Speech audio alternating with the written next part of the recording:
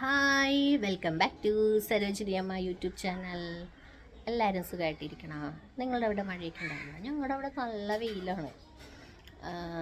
ഇന്ന് ഞാനെന്താ പറയാൻ പോണേന്ന് വെച്ചാൽ, ഞാൻ ഇന്ന് മോനെ സ്കൂളിൽ വിട്ട് കഴിഞ്ഞ് വരണേയിരുന്നു. റോഡിൽ ടൂ വീലർ ഓടിച്ച് വരണേയിരുന്നു. കുറച്ച് ദൂരം എത്തിക്കഴിഞ്ഞപ്പോൾ കാലയിലൊരു കൊതുക് കടിച്ചിട്ട് വണ്ടി ഓടിച്ചിട്ടിരിക്കണേന് കാലയിൽ കൊതുക് കടിക്കുമ്പോൾ പിന്നെ മാന്താനും പറ്റുമോ? സഹിച്ചു പിടിച്ചല്ലേ പറ്റുള്ളൂ. അപ്പോൾ ഞാൻ മോനോട് പറഞ്ഞു, എൻ്റെ മോൻ 8ലാണ് പഠിക്കണത്.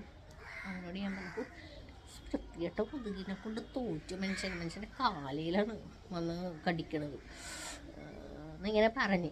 അപ്പം അവൻ പറഞ്ഞൊരു മറുപടിയാണ് എന്നെ ശരിക്കും പറഞ്ഞാൽ ഞെട്ടിച്ചളഞ്ഞത്. അപ്പം അത് നിങ്ങളോടും കൂടി പങ്കുവയ്ക്കാമെന്ന് വിചാരിച്ചു. അപ്പോൾ അവൻ എന്നോട് പറഞ്ഞാണ്,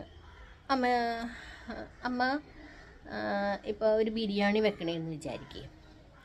ബിരിയാണി വയ്ക്കാൻ നേരത്ത് ഈസ്റ്റ് പെട്ടെന്ന് തീർന്നു പോയി. ഞാൻ പറയണേ ഈസ്റ്റ്. അപ്പോൾ എനിക്ക് ചിരിയാണ് അത് വന്നത്. ഞാൻ പറഞ്ഞ ബിരിയാണിയിൽ ആരും ഈസ്റ്റ് ഇടില്ല. അത് പോട്ടെ, അതിനകത്ത് പച്ചമുളകും വേപ്പിലയും തീർന്നു പോയി. ബിരിയാണി ഉണ്ടാക്കിക്കൊണ്ടിരിക്കണതിൻ്റെ പകുതി വഴി എത്തിയപ്പോഴാണ് രാത്രിയും കൂടിയാണ് നമ്മൾ ഓർക്കണേ. അപ്പോൾ പച്ചമുളകും വേപ്പിലയും തീർന്നു പോയി. അപ്പം അമ്മ എന്ത് ചെയ്യും? കടയിൽ പോയി. അപ്പം ഞങ്ങളുടെ വീടിൻ്റെ അവിടെ ഒരു 5-6 വീട് കഴിയുമ്പോൾ ഒരു കുഞ്ഞി കടയുണ്ട്. ആ കടയാണെങ്കിൽ അമ്മ കടയിൽ പോയി മേടിക്കുക. അമ്മ ആ സമയമാകുമ്പോൾ കടയിൽ പോകുമോ ചോദിച്ചാൽ കടയിൽ പോകുമ്പോൾ അവർ കട പൂട്ടി അവരുടെ ഗേറ്റ് അടക്കാൻ പോണ്. അത്ര അത്യാവശ്യമാണ്. വേറെ ഒറ്റ കടയുമില്ല. അപ്പം അമ്മ അവരോട് ചോദിക്കും. ഞാൻ ചോദിക്കും അവരോട്, എനിക്ക് ഈ സാധനം വേണമെന്ന്. ഞാൻ പറഞ്ഞു, അത് തന്നെയാണ് കൊതുകിന് അന്നേരം ചോര കുടിക്കാൻ തോന്നി. അമ്മയുടെ കാലാണ് ഇത്. പക്ഷെ കൊതുക് അമ്മയുടെ ജീവനെ രക്ഷിച്ചത്. എങ്ങനെ ജീവൻ? അതിപ്പോൾ കയ്യിലാണ് കടിക്കണേന്ന് വിചാരിക്കുക.